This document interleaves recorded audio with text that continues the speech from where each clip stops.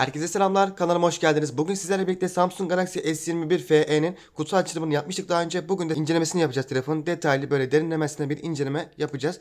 Merak ettiklerinizi bu videoda cevaplamaya çalışacağım arkadaşlar. Telefonu hem artılarından hem de eksilerinden bahsedeceğim. Ama öncesinden söylemek istediğim bir şey var depremle alakalı. Biliyorsunuz ki ülkemizde büyük bir deprem felaketi yaşandı. Hatta dünyanın en büyük depremleri arasında yer alıyor arkadaşlar maalesef ki. Ve hem can kaybımız hem de mal kaybımız çok fazla oldu. Yaralarımız da var. Allah milletimize, devletimize yardım etsin diyoruz. Biz de elimizden geldiğince bağış yapmaya çalışalım. Kızılay olsun, AFAD olsun. Elimizden geldiği kadar arkadaşlar bir SMS de olsa göndermeye çalışalım. Bir SMS'in fiyatı 50 TL olarak belirlenmiş. Veya durumu daha iyi olan vatandaşlarımız AFAD'a IBAN üzerinden daha fazla miktarlarda bağış da yapabilirler. Veya yardım tırlarından arkadaşlar elektrikli soba olur, odun kömür sobası olur, powerbank olur. Bu tür ihtiyaçlarını gidermeye çalışalım lütfen. Temiz giysi ihtiyacı olsun. Bunlar önemli arkadaşlar. Lütfen elimizden geldiğince depremzedelere yardım etmeye çalışalım. Bugün de sanıyorum depremin 12. veya 11. günü. Birçok marka ve şirkette zaten bağışta bulundu. Biz de elimizden geleni yapmaya çalışalım arkadaşlar. Şimdi telefona geçelim. Telefonda şöyle önce fiyatından bahsetmek istiyorum. Uzun uzun teknik detaylarından bahsetmeyeceğim arkadaşlar. Çünkü zaten kutu açılımında teknik detaylarından anlattığım için şimdi kendi hem artılarından hem de eksilerinden bahsetmek istiyorum. Önce fiyatından bahsedeyim. Telefonun şu anda güncel fiyatı arkadaşlar 8 GB ve 128 GB olan modeli 14.700 TL'ye satılıyor. Hepsi burada üzerinden. iPad'den bir yandan bakıyorum arkadaşlar fiyatlarına ve özelliklerine de buradan sizlere anlatacağım. Aynı zamanda telefonun 256 GB'lık versiyonu da var. O da 16.877 TL'den satışa sunuluyor. Önce telefonun ekranından bahsetmek istiyorum. 6.4 inçlik bir ekran boyutu olduğunu biliyoruz zaten. Dinamik AMOLED'lerinden bir ekran teknolojisi kullanılıyor. Bu Samsung'un amiral gemilerinde kullandığı bir ekran teknolojisi arkadaşlar. Gerçekten de çok kaliteli bir ekran teknolojisi olduğunu söyleyebilirim. 401 ppi'lik bir piksel yoğunluğuna sahip ve 120 Hz'lik bir ekran yenileme hızı bulunuyor. Yani ekran olarak gayet kaliteli olduğunu söyleyebilirim. Gerek ekran kalitesi olsun ve ekran sağlamlığı olsun gayet sağlam ve kaliteli arkadaşlar. Bu arada ekran sağlamlığına değinmişken Corning Gorilla Glass Victus ile ekran dayanıklılığının korunduğunu söylemem gerekiyor. Ve 16 milyonluk renk sayısı bulunuyor ekranımızın. Ekran özelliklerinden sonra kameralara gelelim. Cihazda şöyle gördüğünüz gibi bir tane ön kamera bulunuyor. Ekranın gömünü parmağınıza getirdiğiniz zaman hissedemiyorsunuz. Ve arkada da 3 tane kamera, toplam 4 tane kameramız bulunuyor arkadaşlar. Ana kamera 12 megapiksel çözünürlüğünde ve optik görüntü sabitleyicisi bulunuyor. Bu güzel bir özellik. Yani tıpkı bir gimbal gibi video çekerken cihazın çok fazla videonun titrememesini sağlıyor. Diyafram açıklığı ise f1.8 ve aynı zamanda 4K 60 fps video kaydı yapabiliyor. İkinci arka kamerada 12 megapiksel f2.2 diyafram açıklığına sahip. Bu kameramız ise ekstra geniş açı yapabiliyor arkadaşlar. Ve üçüncü arka kamerada 8 megapiksel f2.4 diyafram açıklığına sahip. Telefoto yapabilme özelliğine sahip bu kameramızda. Ve 3x'e kadar optik zoom yapabiliyor. Yani görüntü kalitesinde bir kaybolma olmadan arkadaşlar 3x'e kadar yaklaştırabiliyorsunuz. Ondan sonrası dijital zoom'a geçiyor. Yani görüntü kalitesinde bozulmalar oluyor. Ön kameramız ise 32 megapiksel çözünürlüğüne sahip ve 4K 30 fps video kayıt yapabiliyor. Aynı zamanda f2.2 diyafram açıklığına sahip. Evet, şu anda cihazın video kalitesini görmektesiniz arkadaşlar. Dışarıda olduğum için ve ana yola yakın olduğum için dışarıda araba sesleri falan da duyuyorsunuzdur. Ve cihazın mikrofon sesi de böyle 2 tane gürültü önleyici mikrofonu olduğunu yazıyordu epey de.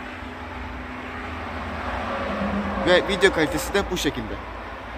Kameralarda bu şekildeydi. Açıkçası ben kamera performansını çok beğendim arkadaşlar. Şu anda çekim yaptığım kamera Xiaomi Mi 10T'nin kamerası. Bu telefonun kamerasını da çok beğeniyorum ama bence S21 FE'nin kamerası Xiaomi Mi 10T'nin kamerasından daha da iyi diye gözlemledim arkadaşlar video çekimlerinde. Ben öyle gördüm, zaten siz de şimdi ekranda görüyorsunuz. Cihazın şimdi işletim sistemlerinden bahsetmek istiyorum. Cihazı ilk aldığınız zaman Android 12 ile birlikte geliyor arkadaşlar. Çünkü bu telefon 2022 Ocak ayı çıkışlı olduğu için Android 12 ile birlikte geliyor. Ama güncellemeleri yaptıktan sonra Android 13'e yükseltebiliyorsunuz arkadaşlar. Ve Samsung zaten telefonlara 4 yıl güncelleme desteği sağlıyor. Yani bu telefonun en az 3 güncellemesi daha var gibi gözüküyor arkadaşlar. Aynı zamanda One UI 5.0 ile birlikte bu telefon geliyor. Android 13 ile birlikte. Şöyle cihazın tasarımına bakacak olursak 6.4 inç ekran bence bu boyut için gayet güzel oturduğunu söyleyebilirim. Telefonun her şeyi tasarım açısından 4 dörtlük olmuş bence arkadaşlar. Şöyle hafif bir kamera çıkıntısının olduğunu görüyorsunuz. Bu yeni modellerde artık yok, S23 serisinde. Dümdüz arkadaşlar bu kameralar. Tıpkı burası gibi. Ve yeşil renkli bir telefon. Bu telefon benim değil, bildiğiniz üzere arkadaşıma aldım. Ve yeşil renginin çok hoş olduğunu söyleyebilirim. Samsung bu renk işini başarıyor bence arkadaşlar.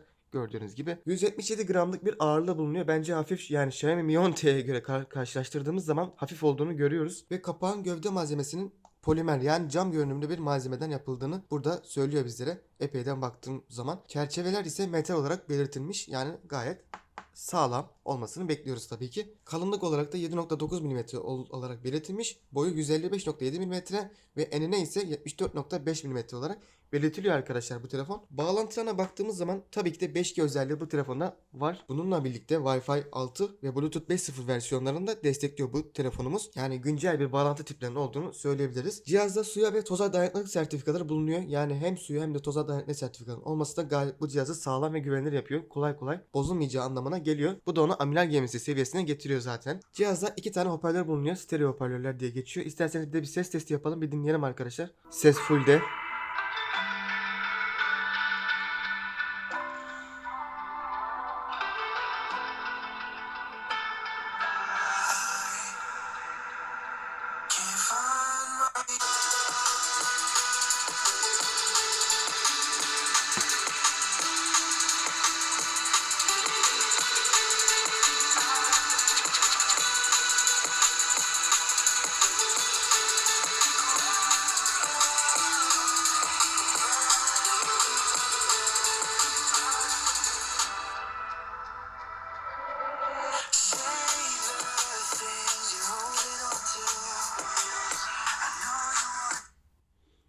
Evet, ses testinde böyle kendi imkanlarımla yapmaya çalıştım. Ne kadar yansıtabildim videoda ekranlara bilmiyorum arkadaşlar ama bence yeterli bir ses seviyesi olduğunu söyleyebilirim. Şimdi gelelim cihazın artılarına, bana göre olan artılarına. Cihaz bir kere 6.4 inç olduğu için ekrana ne çok küçük ne de çok büyük, bence tam olması gerektiği gibi olmuş. Elime de tam oturuyor gördüğünüz gibi. Yani tek elle çok rahat bir şekilde ben bu telefonu kullanabilirim arkadaşlar. Bununla birlikte ekran kalitesi gerçekten çok güzel olmuş. Gözümü hiçbir şekilde yormuyor ve ekran tazeleme hızı dinamik AMOLED ile birlikte birleşince çok müthiş bir sonuç çıktığını söylemem gerekiyor arkadaşlar. Ekran kalitesi olarak gayet güzel. Hem işlemci hem de 8 GB RAM ile birlikte bu cihaz performansı da gayet güçlü olduğunu söylemem gerekiyor. Ve performans demişken de isterseniz bir PUBG testi yapalım, sizin en çok merak ettiğiniz. Yani bu telefonu oyun için almak isteyenlerin en çok merak ettiği test olan PUBG Mobile testini yapalım isterseniz arkadaşlar. Açılı süresinde görelim. Şu ışığı da kapatayım.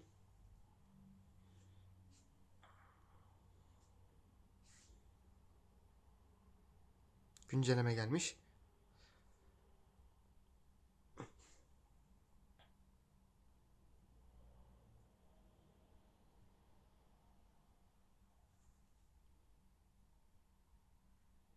Bu arada telefonda 2 tane işlemci olduğunu biliyorsunuz. Sanırım Türkiye'de satılan modelleri sadece Samsung'un Exynos 2100 model bir işlemcisi. Ama gayet güçlü bir işlemci olduğunu söylemem gerekiyor arkadaşlar. Sesini biraz kısayım. Önce ayarlardan göstereyim. PUBG Mobile'da akıcıda aşırı ayarlarda açıyor. Yani aşırı demek 60 FPS oluyor. Akıcı 60 FPS oynatabiliyor. Dengeli ve üstüne almaya çalıştığınız zaman ise arkadaşlar 60 FPS alamıyorsunuz. Şimdi elimde bir ateş ölçer var. Sıcaklığını ölçüyorum telefonun ve 19-17 derece arasında gezindiğini görüyoruz arkadaşlar. İşlemcinin olduğu taraf 19 derece. Arkadan da ölçüm yapalım. Merak edenler için 18.19 derece falan arkadaşlar. Şimdi kısa bir tur girelim hemen. Bakalım telefonumuz ne kadar ısınacak. Ve şu anda şarjımızda %56 arkadaşlar. Şöyle siz de görün. %56 iken oyuna başlıyoruz ve bir tur atalım bakalım. Cihazımız ne kadar ısınıyor ve şarjı ne kadar gidiyor. Aynı zamanda 60 FPS'ten daha aşağı düşüyor mu? Şu anda ben bu videoyu 1080p 60 karede alıyorum arkadaşlar kaydını. Yani o yüzden tam anlamıyla görebileceğinizi düşünüyorum 60 FPS verip vermediğini. Ve şu anda hiçbir kasma donma olmadığını sizlere söyleyebilirim. Hemen güncel bir... Evet, 20 derece oldu şu anda. Bu arada hesap benim değil, misafir hesabında oynuyorum arkadaşlar. Onu söyleyeyim sizlere ve kendi ayarlarım değil. O yüzden kötü oynayacağım. Takılmayın fazla.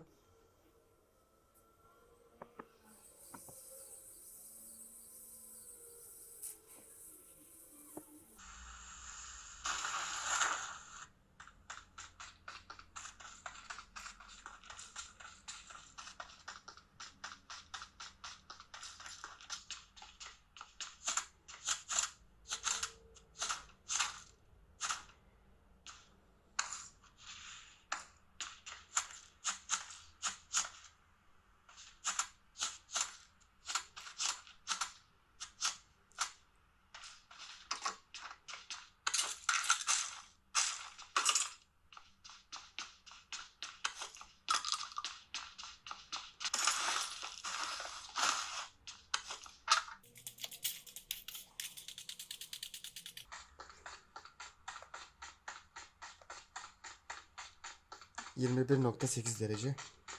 Şu anda bulunduğum oda soğuk bir oda arkadaşlar. Onu da belirtmem gerekiyor. Yaz aylarında sonuç daha farklı çıkacaktır.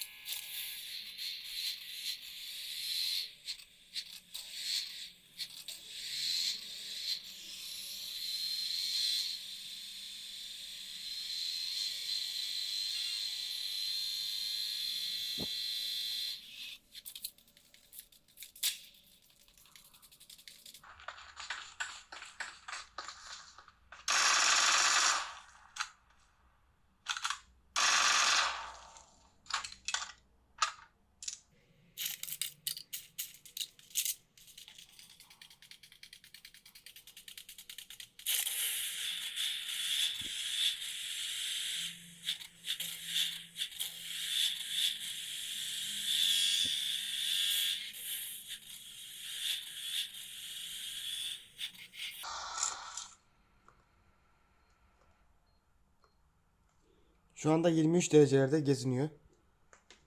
Oyunun ortalarındayım.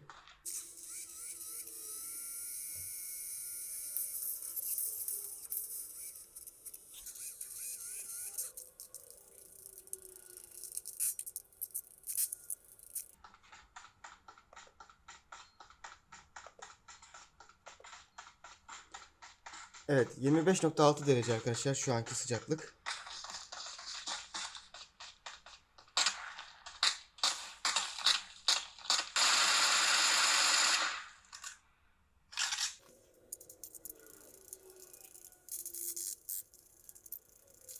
Evet, oyunun sonuna geldik arkadaşlar. Tabi sonuna kadar oynamadım oyunu ama vaktimiz kısıtlı olduğu için, video çok uzamaması için oyunu bırakmak zorunda kaldım. Zaten sakin gidiyordu oyun. Şu anda 26.3 derece. Eğer siz bunu tabii ki 2-3 tur sonra oynadığınız zaman bunun sıcaklığı 35 dereceleri geçecektir arkadaşlar. 35 dereceyi bulacaktır. Yani bu konuda pek fazla yapacak bir şey yok. Cihaz çok ısınıyor mu derseniz bence çok fazla ısınmıyor ama ısınıyor tabii ki yine de. Ve 56 iken başladığımız oyuna %52 iken şarjımız bırakıyoruz arkadaşlar. Tabi daha da düşecektir bu sayı. İşte şimdi gelelim eksisine. Şarj demişken de gelelim eksi tarafına arkadaşlar, bataryası. Bu cihazın bataryası maalesef ki biraz hızlı bitiyor. Ve zaten bu cihazı kullananların da en çok şikayetçi olduğu, beğenmediği nokta bataryası. Bataryası biraz hızlı bitiyor arkadaşlar. Bunu ben de kendim gözlemleyerek test ettim ve gördüm. Batarya gerçekten bir tık fazla gidiyor. Ama onun dışında telefonun her şeyi dört dörtlük olduğunu söyleyebilirim bence. Alacak olan arkadaşlara böyle bir bilgi de vermiş olayım. Cihazın bence tek eksisi, yani daha doğrusu en büyük eksisi bataryasının bir tık hızlı bitmesi. Ama bu cihazı kesinlikle alınmaz kılan bir özellik olduğunu söyleyemem arkadaşlar. Cihaz gayet alınabilir özelliklere sahip, amiral gemisi özelliklere sahip bir cihaz olduğunu söyleyebilirim ve hala güncel, bence almak isteyenler alabilir diye söylüyorum. Ve şimdi artık videomuzun sonuna gelelim arkadaşlar. Bana destek olmak için kanalıma abone olmayı ve videomu beğenmeyi unutmayın lütfen. Farklı videolarda görüşünceye dek şimdilik hoşçakalın.